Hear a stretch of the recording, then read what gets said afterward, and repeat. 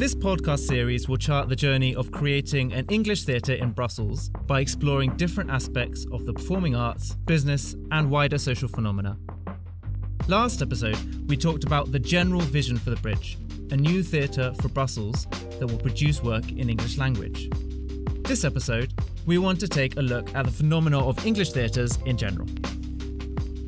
My name is Edward Macmillan, the founder of The Bridge. And I'm Phil Wilcox, and I'm a singer, a musician based in London, and I have the privilege of being a very good old friend of Ed's, and I'm delighted he's asked me along to help present these podcasts.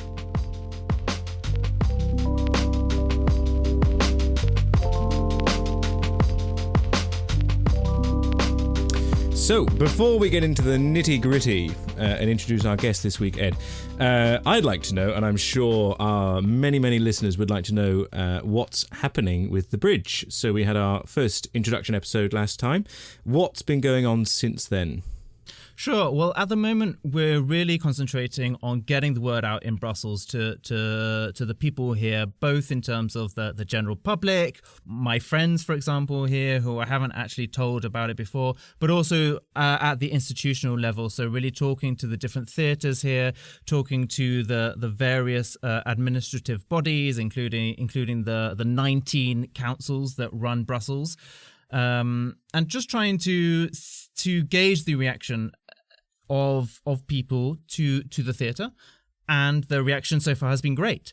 So I'm also trying to now, I started with a vision. I want to create an English theatre, and I'm trying to actually make this a bit more concrete now. So really pinning down, okay, where is this theatre going to be? What are we actually going to do? Who is going to create this with me? So I'm also now forming a team, and I've got a few members of the team on board.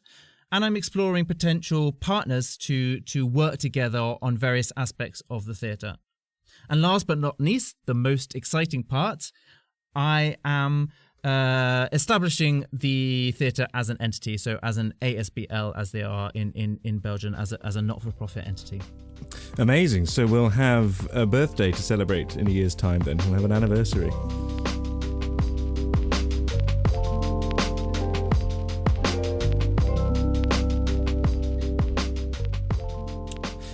So today we're going to be talking about English language theatres in general across Europe. What are they, how they've come about, and when they appeared. And we're delighted to be joined today by the artistic director of the Hague's English Theatre, STET, Tom Dello. So thanks for joining us, Tom. Hi. Hey, thank you for having me. So I hope you don't mind, but just to get to know you a little bit, Tom, we're gonna play a little game, put you on the spot a little bit with some quick fire icebreaker questions. Are you up for that? Of course, bring it on. Excellent. Here we go. Okay. So, early bird or night owl? Definitely night owl. Very good. Tea or coffee? Coffee. Coffee. Yeah, me too. Cocktails or wine? Ooh, I'd go for wine, I guess, but that's mainly because in my student days there was a lot of red wine involved. So, cheap red wine. So. It's a bit nostalgic. Yes. Cheap red wine. Excellent. Leaning a bit towards theatre now. Shakespeare or Alan Bennett? I'm a Shakespeare guy. We did some research on you. You studied Shakespeare, is that right? Yes, I studied performing Shakespeare in the UK. Yeah. Oh wow, fantastic. And also theatre. What comedy or tragedy? What would be your best night out? Going to a comedy or having a tragedy? Yeah, maybe a bit of both. I mean, the best Shakespearean tragedies have some good comedy in there. So. But if I really have to choose, I'd go for tragedy. Yeah, let's have some deaths and despair. Oh, wow. Do you like something with a bit of dark humour about it then? Yeah, definitely. Yeah. A teacher of mine always said, well, you really need to get your audience close and really get them nice and cozy, and then you can smack them across the face and have some earthquakes that you can manage. Yeah. So Tom, you're a Shakespeare expert, then we could say. I mean, what else should the listener know about you? Well, yeah, I'm a Shakespeare expert. Sure, yeah, I studied Shakespeare as a Dutch guy. Went to the UK, and when I got back, I did a lot of teaching, directing Shakespeare. And now once I got to the English theatre, it's a little bit gone to the background. I mean, I'm not the Shakespeare kind of guy you'd imagine. I love when it's put in a blender and set on fire. That's my favorite Shakespeare. When something is done with it and something new is done with it. So maybe some of the real Shakespeare Puritans might not always agree with the things that I like to program or like to see. But yeah, I like it when it's fresh and new. You mentioned that you've travelled quite a bit there as well. Chart your journey for us. So you weren't born in the UK, but you studied here. And I know that you've been other places as well. What's your journey so far? Yeah, so I grew up in the Netherlands, a small city called Maastricht, and then I did my theater school in Utrecht, the bigger city in the Netherlands. I did an internship in Melbourne, Australia. I went to the theater school there for half a year. And after my studies finished, I worked for a little bit and then did my master's degree in Bath in the UK. Did an internship then at the Globe, Shakespeare's Globe. We did a couple of weeks there where we worked and made parts of a show, and yeah, it was great to be there on the stage of the Globe, Shakespeare's Globe. Very yeah, it was very intimidating, but also a great experience. And then, yeah, I just got back 2016, and now I'm working in The Hague. Yeah.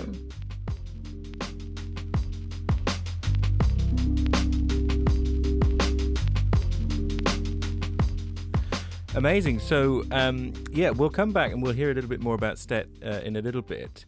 But first of all, Ed, tell us a little bit more about the history of English theatres. Yeah, well, they're a bit of a strange phenomenon, I guess. So there are now around, or at least, let's say, 6 English theatres in Europe, mostly in the German-speaking places in Austria and Germany, and the history of them usually follows the path. It's usually an American or American spouse of a native of that country comes, and they found a theatre together. It could be a British. There's a South African guy as well, or in the case of STET, it was a native of Netherlands who came over after having worked in the UK. So the very first one was in Vienna, and that was founded in 1963, and that was followed by Hamburg in 1976, and then Frankfurt after that. Okay, so there are a few around. Has there ever been one in Brussels?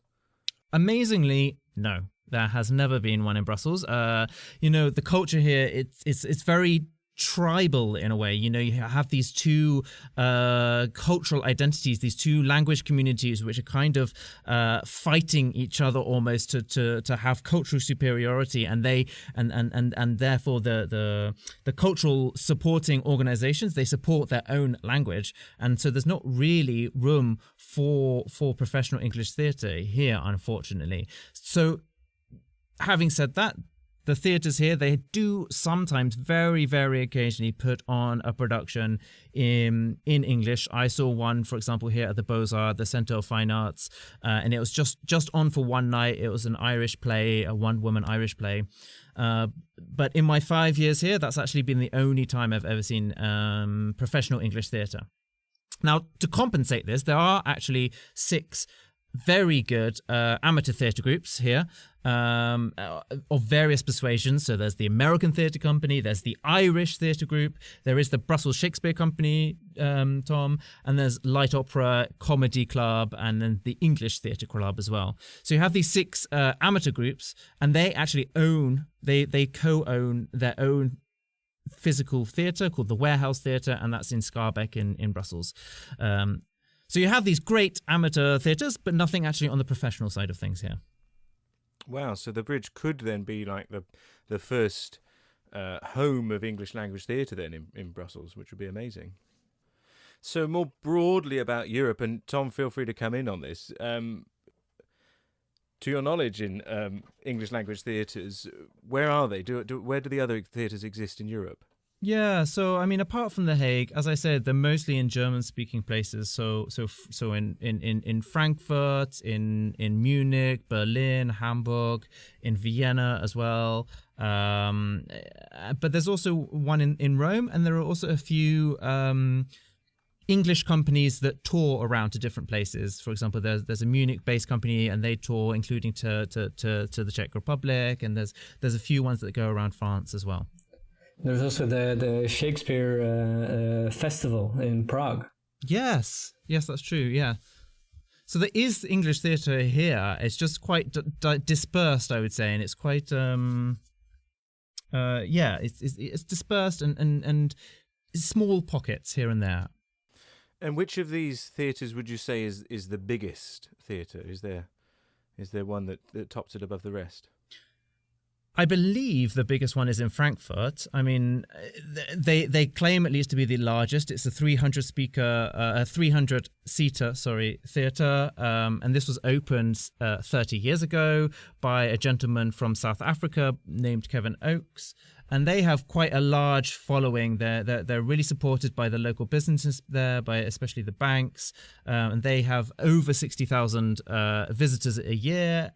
Mostly actually German native speakers, and then about 30% of their customer base is foreigners. So that kind of shows the interest of German German speakers in English theatre, which I find interesting from the point of view of Brussels.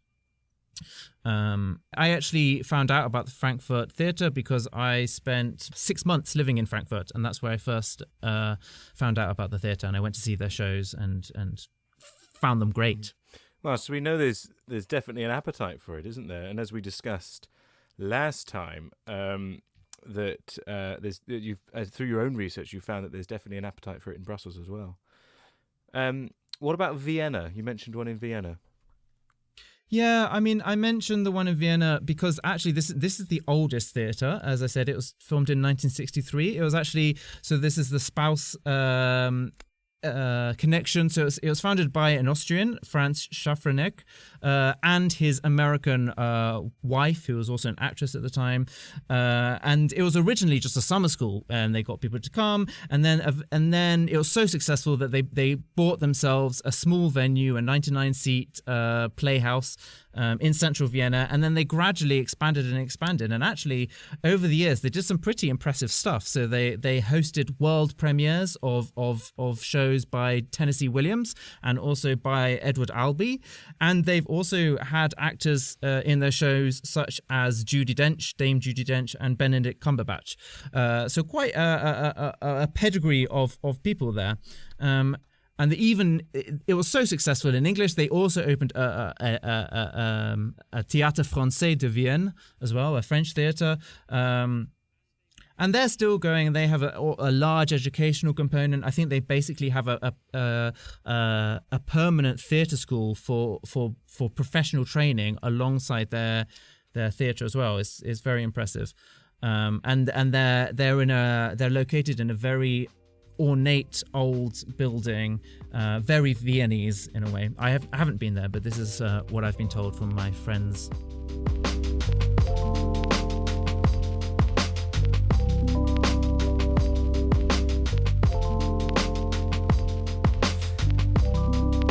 Brilliant. So we've got the broader view of English language theatres across Europe, and now I'm really keen to know, Tom, what's the deal with STET? What's happening over there? We know, or at least on your website, we can find out about the founding of the theatre by Elske in sort of early 2000s, isn't it? And you are now artistic director. Is that right? Yeah. So Elske founded Elske van Hoog. She founded STET in 2006. And basically she started out she worked in the UK before, in London, and when she came back to the Netherlands, people started asking, hey, so some of the great shows that you guys have over in the UK, can we bring them over somehow to the Netherlands? And Elske said, sure, let's go for it, let's try. So she founded the STET, the English Theatre. And since about a year and a half ago, I joined in as a programmer, and now Elske has retired and I took over as artistic director. Amazing. So as artistic director of an English theatre in The Hague, what is it you do? What's your day-to-day activities? Well, it's a bit at the moment it's a bit strange because I kind of took over this role in the midst of the whole pandemic, so it's mainly trying to put out fires left and right, trying to save what we can and trying to see what's possible. But we are a programming organization mainly, so we don't have our own theater building, but we program English theater shows in the buildings of our national theater. So we do that once a month. So basically it's trying to find shows and figuring out, well, either from the UK or anywhere around the world that is English language theater, we bring them over to The Hague so they can perform. Yeah, I mean, it sounds great, but I'd be interested to know, like, what kind of productions then do you source, or what do you look for when you're looking at productions to bring over? Right, yeah. So we're a fairly small organization with a relatively small budget. So we what we do is we try and find up and coming shows. We try and find shows that are very actual, very topical, and that we can provide a stage for them to have a broader reach, I guess, in a way. So sometimes we have like solo performances or two-handers from really established artists, and sometimes we for example, we go to the Edinburgh Fringe Festival and try and scout shows there, some really up-and-coming performers that we think, hey, this is really nice and really want to give them a platform, and then we book those. So it's usually fairly small shows. So the venues that we have here in The Hague, they're usually around 120 seaters. So we don't have like the big West End shows over. It's more like the small, intimate, sometimes experimental performances that really, we try to show something that people might not have seen before. That's a little bit how we go at it.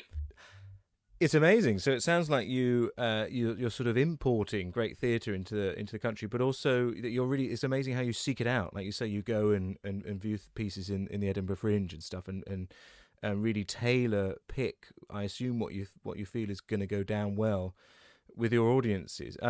You mentioned the budget stuff there. I mean, I think we know the budget is always a top priority in the arts world, isn't it?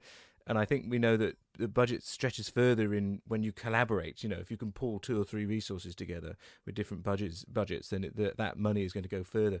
How do you collaborate with the other English language theatres or theatres in the UK, and how does that go about?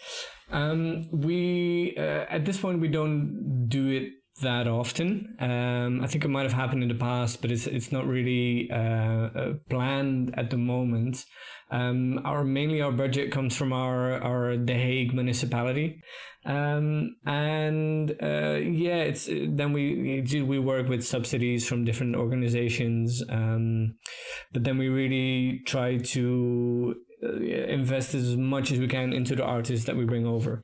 So the collaborations that we have is more on a company level, or sometimes we have an organization that gets out different shows each year, and then we say, okay, maybe we can have this one. So we're still trying to figure out where we can find the bigger collaborations, which is one of the goals for the upcoming couple of years. Because when Elske started, she was on her own. She was the only one doing the programming, the production, the marketing, the getting the finances, etc. So now we've steadily grown into a bigger organization. Now we're with 5 people. So now we've got a bit more space to actually think about these collaborations. So it's it's good for our future at the moment. Hopefully, if the pandemic actually subsides and we can actually put theatre on, that would be also helpful. Yes, that's will be a helpful thing. Yeah, maybe one day. Hopefully, the pandemic will be over. I was actually wondering about your programming process during COVID times. I mean, obviously you can't go and see theatre at the moment. To kind of like the Edinburgh Fringe didn't happen last year. So do you have like shows in mind that you want to put on, or do you have like a list of like shows in the background, or How are you finding new shows? So yeah, the new shows, we are already looking into our 2022 program, and hopefully then COVID will not be a thing anymore, and hopefully everything is sorted out with Brexit as well. So we have a couple of shows that we are already talking to see, hey, what are we going to do in the next year? But now during COVID, what we actually focused on was English language theater from the Netherlands. So either companies that have a Dutch show that they are willing to do in English, or shows that already are in English, or shows that are language no problem. Some of the shows that we've booked are from international makers that live and reside in the Netherlands, either in The Hague or Amsterdam. So we've really tried to look at what's available around us, which it's been a blessing as well, because now we really started to have more connection with the Netherlands, and to see what's here, what kind of English theater is available in front of our nose. So it's blessing in disguise, I guess. I think that's the lesson of COVID generally, I think, is you actually see what is in your local vicinity, be that the theatre makers or just the natural world around you. Yeah, definitely. The museums that are in your own city. Yeah, we can't travel, so we're stuck. And we take advantage of what we can. Exactly. Yeah. And how has Hague responded to the productions that you put on? How have they? What kind of people come to see your productions? So usually it's been a lot of expats. We have a very large portion of the expat community that comes to our shows, but also students and artists who reside here. And there's a lot of Dutch people who are interested in English language theater as well. So it's been quite a mix so far. And yeah, now that we have a bigger capacity in the organization, we have a bit more time and a bit more space to look into new audiences as well. But yeah, that hasn't changed that much over the last year. As you say, everyone's stuck at home. Everyone's stuck in The Hague. So people are still, and whenever something is possible, people really, really, really take whatever chance they get to go and see some live theater. So we've been very lucky in that sense that we have a strong, very nice, lovely community back home as well. No, I mean, also for me in Belgium, when there was a brief period in September, October, when culture was open, and I jumped at the chance to go and see things, because you're just hungry. You have this thirst to go and see something live. It's incredible. Exactly. Yeah. Yes, I think there's going to be a big resurgence. I think audiences are gagging to get out and get into the theatre, and as soon as we're allowed to, I'm sure we will be.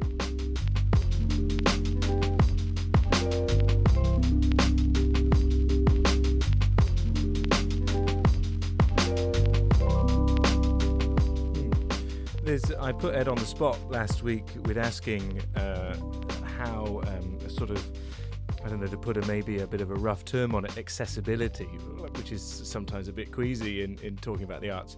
I don't necessarily mean it in terms of the arts itself, but ensuring that what you're doing is going to be available to all, regardless of your financial background and your upbringing, that sort of stuff. I noticed that you guys, for example, have a brilliant looking learning and participation program. Your outreach looks amazing, going through schools and right up through the age ranges and stuff like that. Can you tell us a bit about that? Is that a way that you make sure that everyone can benefit from the theatre you're putting on? Yeah, so there are two things. On the one hand, we have a very big education department. So, for example, there are a lot of different teachers or performers who live in the Netherlands who can go to schools, either to secondary schools or elementary schools or sometimes universities. And we try and have as much different kinds of theater workshops and masterclasses as we can, which is really thriving. A lot of schools really want to have some different workshops in. which is really nice. And also for each performance, we always ask the shows that are coming in, we always ask them if they can provide some sort of education as well, whether it's for schools or whether it's just an adult workshop. So yeah, we really try and get as much people involved in that way. And on the other hand, if we talk about accessibility, it's something we've been really developing over the past year to try and, for example, for each show that we book, we try and have a sign language interpreter there, or we try and have subtitles for the shows. We try and have an audio descriptor there, or have a relaxed performance.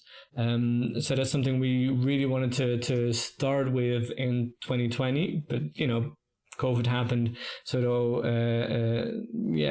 was a bit delayed, but we're still working on it to see, and so not only for our audience members to have more access to shows, but also to work for the performers, so to have more accessibility on stage as well. We try and see if we can get more performers in, for example, or disability-led performances, or disabled performers to really also have that sense of accessibility, that people who come to our shows also can see themselves represented on stage. So that's something we've been working on, and it's we're getting there. No, I mean, Tom, it's really inspiring, and it's definitely something that I am trying to bear in mind as much as possible as I go towards building the theatre. Like having these kind of opportunities for relaxed performances, as you say, or audio description. They should be kind of, they theoretically they should be a standard thing that but they're kind of seen as an add-on. But like it's having this reflex to think about it, and as long as we as the creators keep this in mind, then hopefully that will trickle down into the everyday, let's say. Yeah, exactly. It's there's a lot of responsibility there for not only for the programmers, but also for theater makers and artistic directors, and to really get your shows to be able to work in the sense of accessibility, so that it's not just only that there is a performance and next to it on the side you have a sign language interpreter, but if you can really start thinking as makers as well into the possibilities of creating a space where everyone can enjoy your performances, and using that as an artistic value as well, I think there's a lot to be gained there. Yeah, absolutely. Yeah. I mean, one thing I would like to ask, since I am making a theatre here, hopefully, is about the challenges that you see that are specifically English theatres face in this world, and so that I can be prepared as I'm coming across them. What kind of challenges do you see? I guess finding your audience and how to reach your audience, and also how to, I guess, that the sense that the accessibility, I think that's one of the most important things. I mean, not only for English language speakers in Brussels, but also, people who are not native English who live in Brussels. How can you make it as accessible as possible to see these shows? Language wise, but also in terms of accessibility and in the other sense. I guess reach is always the biggest, outreach is always the biggest thing to deal with. Yeah. And do you see do you foresee any problems posed by Brexit? Oh, the B word. Yes, the B word, the big B word. Yes. I mean, we have to talk about it. We've got to talk about it. Yes, of course. The thing is, at the moment, we find that nobody has a clue what's going on. So really, like, all the officials have some sense of, okay, you might need a visa, but it could be a tourist visa, but it could also be a working visa, and this is different for artists than it is for directors, or it is different for directors than it is for technicians. And then if you really need to start importing your set, that's a whole different kind of ordeal. So we are at the moment, we decided to wait a little bit and just to see how things develop. So I guess especially, I'm not sure what time frame you have in mind for setting up the theater, but I can imagine that's not done overnight. So by the time you've set up, I think we'll know more about what to expect and what's necessary. But yeah, it's a shit show, if I may say. I think in a way, it's fortunate or not. I don't know that because of COVID, no one is traveling, so no one has to experience these issues yet. I think the real test will be once the borders open and people like yourself start putting on shows again. Yeah, we'll see.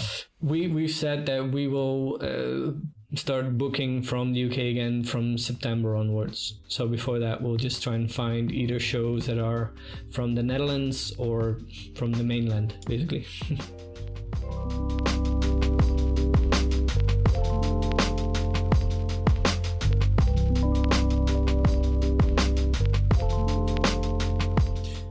So you said you won't be importing shows from the UK until September. So I was just wondering if you could outline a little bit what you are planning for 2021 and what risks you're taking with regards to COVID or not. Well, only the first couple of months we'll just do shows from the Netherlands because there's not that much travel involved. You don't need to quarantine, etc. Those are all big things to keep in mind. And then after September, we will put on some shows that we actually had planned for 2020, but that we started to move around and postponing them, and they ended up now in October and November. And what we think will happen is that the capacity for theaters will be maxed to about 30 people per show. That's I think to really, which is what percent of capacity? Yeah, so usually we have shows that are for about 100 or 120 people, and now we can only have 30 people in, and that's for small theaters, but also for big theaters, and even for stadiums. I don't know, it's 30 people is the max. At one point they tried to have 100 people in as a maximum, but it might have been too much. So, to play it safe, I'm just going to assume that in 2021 we can have 30 people in for each show, which means that we also ask performers to do 2 shows a day instead of 1. And then so we can have more people in to perform too. I was going to ask the sort of sustainability of that, putting on shows with such reduced capacity. Is that how? You don't need to put a date on it, but I assume that's not something that you can continue to do for the long term. So no. We kind of said that we probably could do that for another year or so, really our reserves will start to run dry.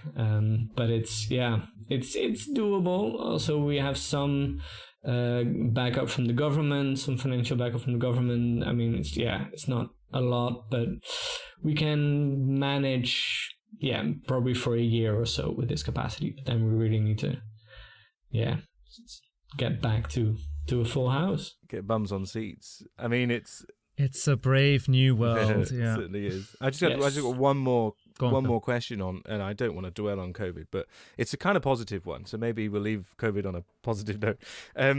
With my work in music, I'm noticing a lot of, in myself, but also with my colleagues and in music and in theatre in general, opera and everything, people having the time, but also the necessity to think about things in a different way, and therefore producing things in a completely different way. Lots of online-based material and content, collaborations across the world, which wouldn't have been possible because we can rehearse over Zoom to a degree, etc.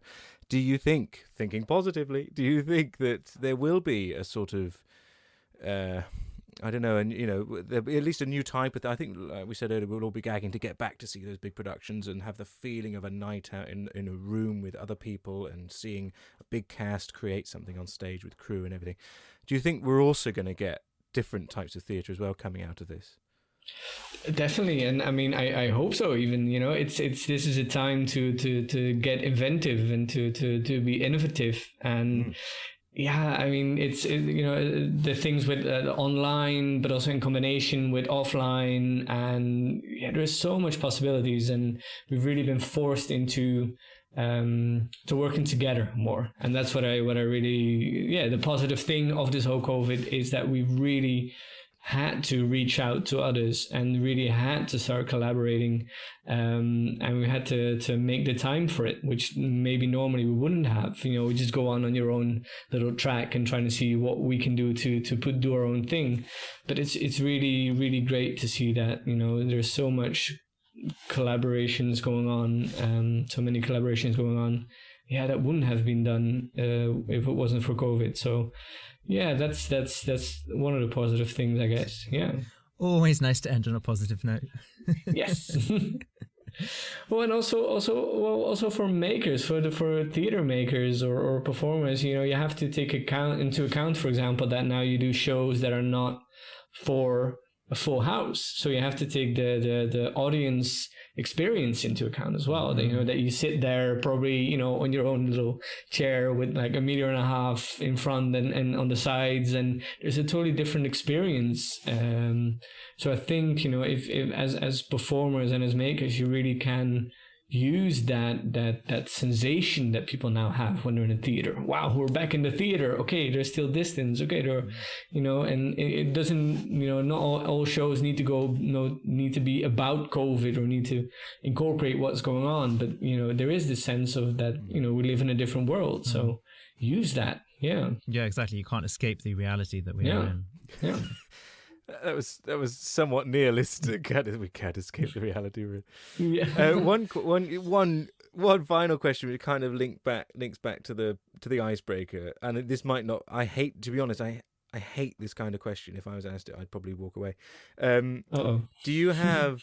Here it goes. No, I think you'll be fine. Do you have, Tom, a forget COVID, forget budget, forget whatever. What would you love to bring to STET? What would be like your ideal production, or what would you like, even if it was in another language and you could translate it into English? What would be your best production? Wow. I do think then that like an international collaboration between different organizations, different countries, especially different cultures and different perspectives, I think that would be the best. Yeah. That's what we always try to do with our individual shows, is to show different perspectives. If you could put that in one big, massive international production, that would be great. Yeah. That sounds like a call out to me. So if you're listening to that and that sounds amazing, you know who to contact. Yes. Please do. Amazing. So, Tom Dello, thank you very much for your time. This has been delightful. And thank you for having me. Yeah. Phil, thank you. Pleasure. See you again.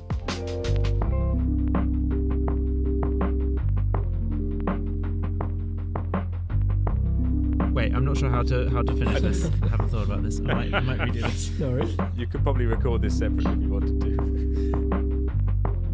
I definitely will. Yeah. Wait, let me just say. Okay. So, Tom Dello, thank you very much for coming on the show.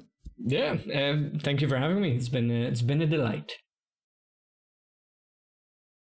You've been listening to How to Build a Theatre, a podcast brought to you by the Bridge in English Theatre for Brussels. The podcast was presented by me, Edward Macmillan, and Phil Wilcox, with music by Smith the Mister, available through audiolibrary.com.co. For further information, check out www.thebridge.brussels. See you next month.